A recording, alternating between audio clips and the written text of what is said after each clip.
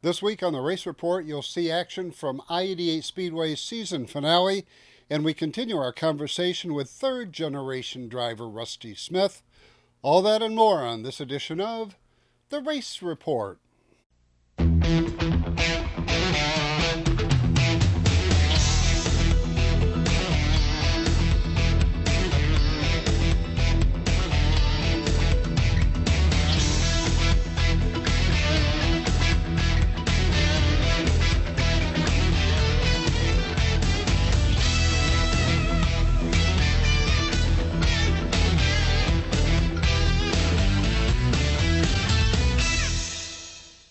Hi everyone and welcome to another edition of the Race Report.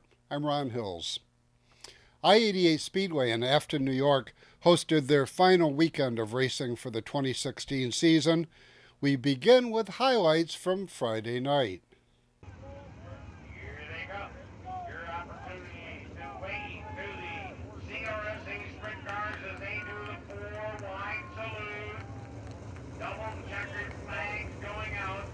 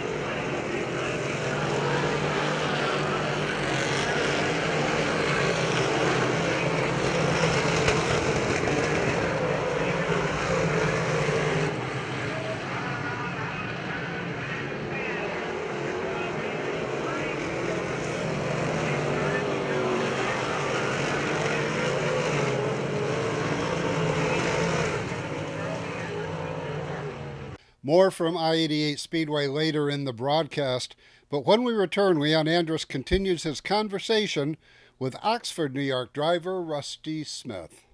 You're watching the Race Report on Fox 40.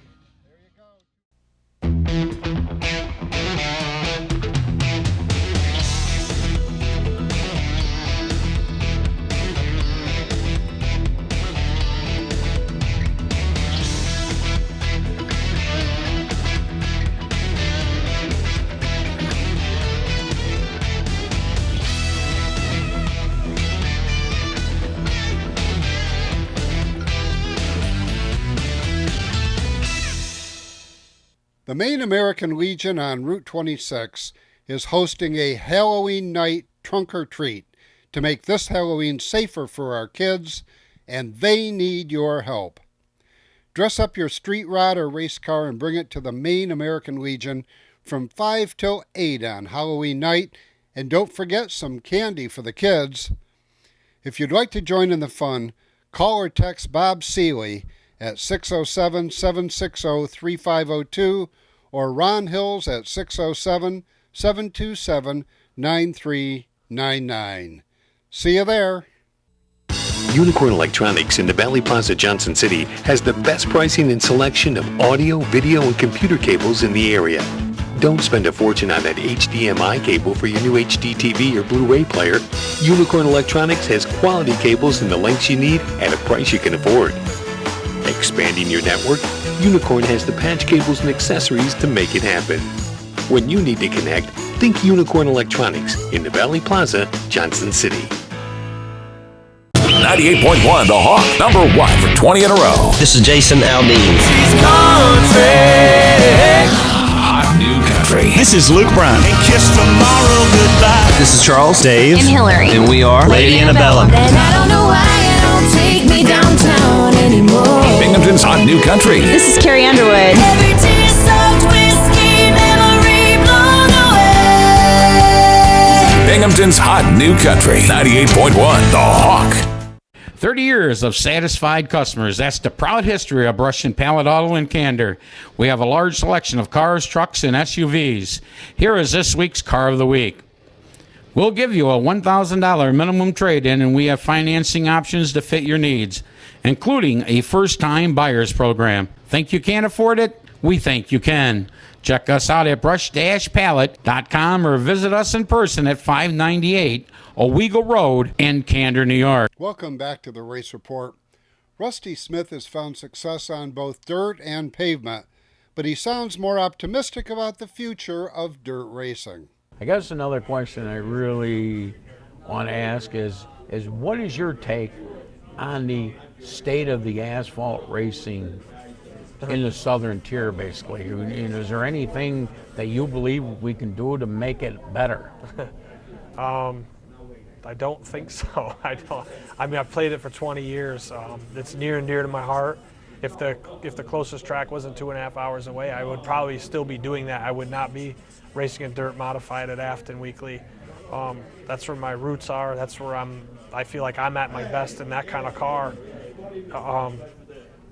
I don't know. The sport has gotten too expensive. There's too many teams that are doing it that have unlimited budgets, and it hurts the smaller half of the crowd, which then a quarter to half of that crowd doesn't show up anymore, and then now you're down to what I would say is half a field of what we used to have, but yet there's such a gap in the competition versus some of the several teams that we run with weekly that have a lot more dollars than we do, and there's a dozen teams that I feel are status with me as far as how much we spend at the game.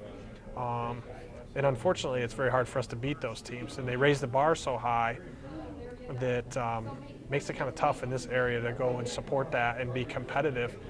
And I think that is one thing that is hurting what we're doing right now. But you see the same thing in NASCAR. There's several teams, car owners that have several teams within themselves that have outpriced the other half, right. and we're kind of running into the same thing. But on the flip side of it is like our races are becoming more and more expensive for the fans to go to.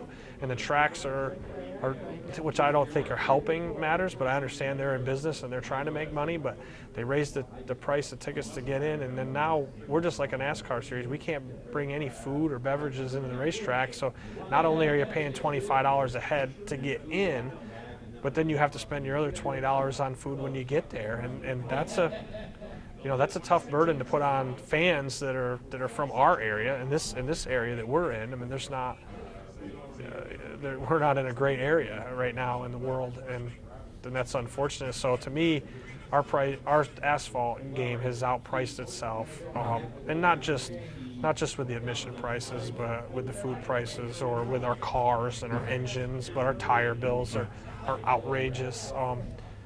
I'm not even going to say the numbers, but the numbers that I just spent this last weekend up at Oswego on my tire bill for the weekend, and I only probably bought 3/4 of what a lot of the teams bought. I probably bought 6 to 8 tires less than most of the teams bought, and it's in the thousands.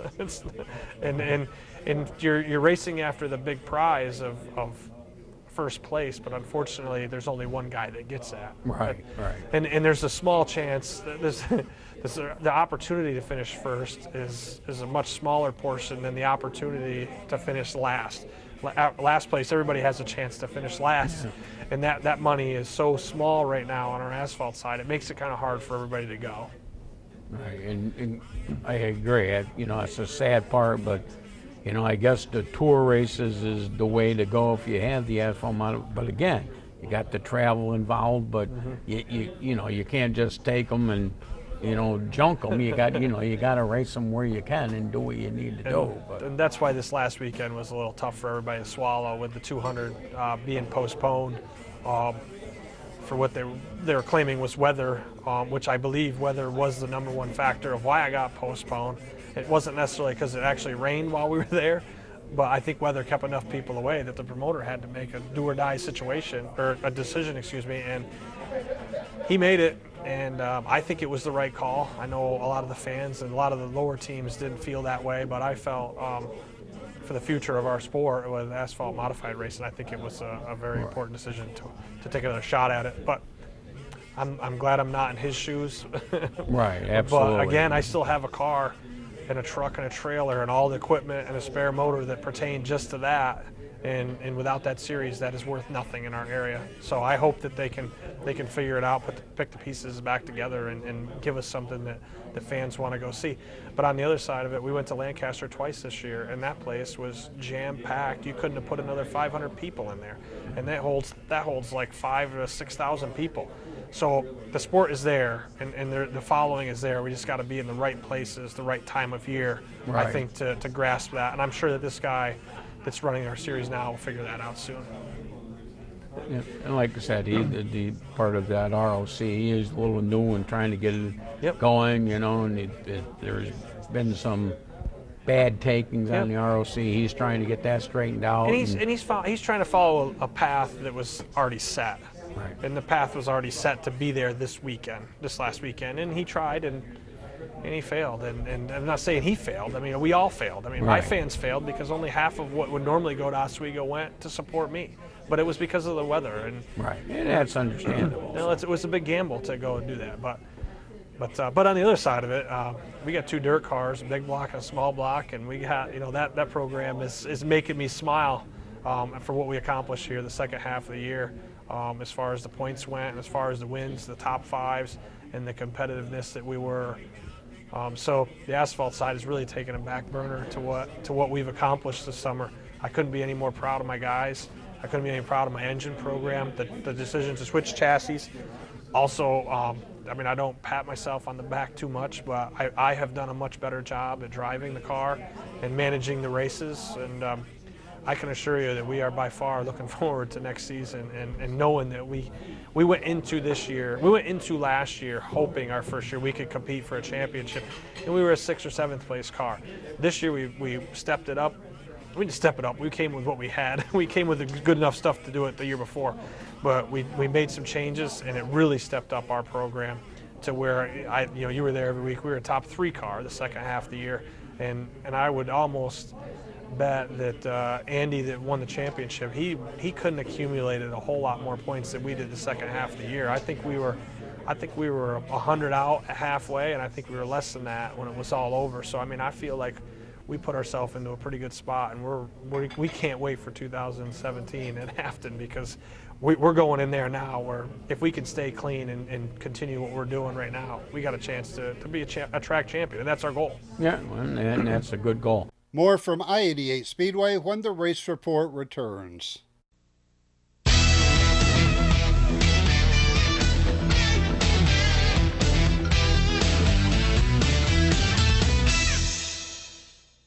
"30 years of satisfied customers. That's the proud history of Brush and Pallet Auto in Candor. We have a large selection of cars, trucks, and SUVs.